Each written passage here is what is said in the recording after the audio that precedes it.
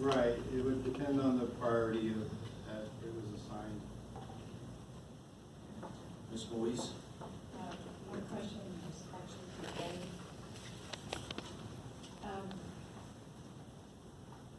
We talked about water tables when you're approving new drilling, and that you test those water tables for a baseline.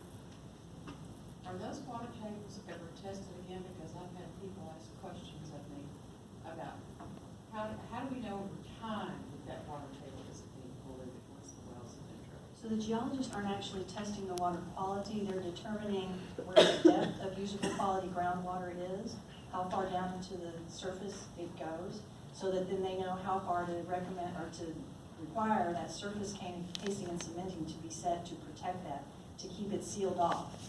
So they're looking at the various strata underneath the ground, where the reservoir is that they're going to be producing the hydrocarbons, and where is the water in relationship to that, because we want to have good separation between those two places and it all sealed off. So that's what actually they're looking at. So they're not actually testing the water itself? Correct.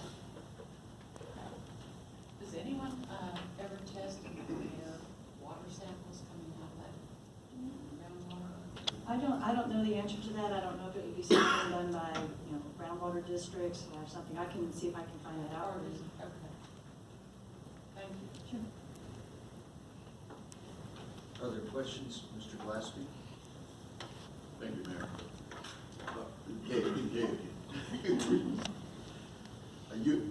You had mentioned spacing, that you have standards for spacing, and what are those, what are those standards? How do you go about assuring that those are being adhered to?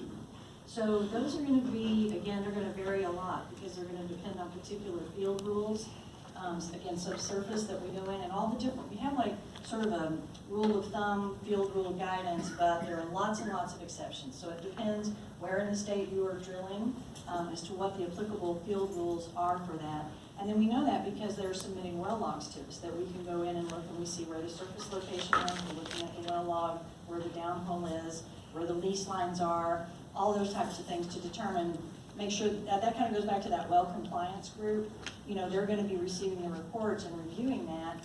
Meanwhile, we've got the inspectors on site observing those activities at the surface to make sure they're in the space that they're supposed to be in. So it's a combination of different factors that kind of come together to determine that.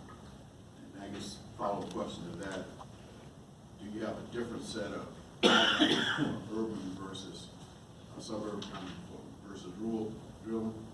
We look strictly subsurface. We're not looking to see where a city limit is. We don't take that approach. We're looking from a geologic perspective, underground, where those reservoirs are, and then from there where the lease line is in relationship to the neighboring mineral interest owner and things of that type.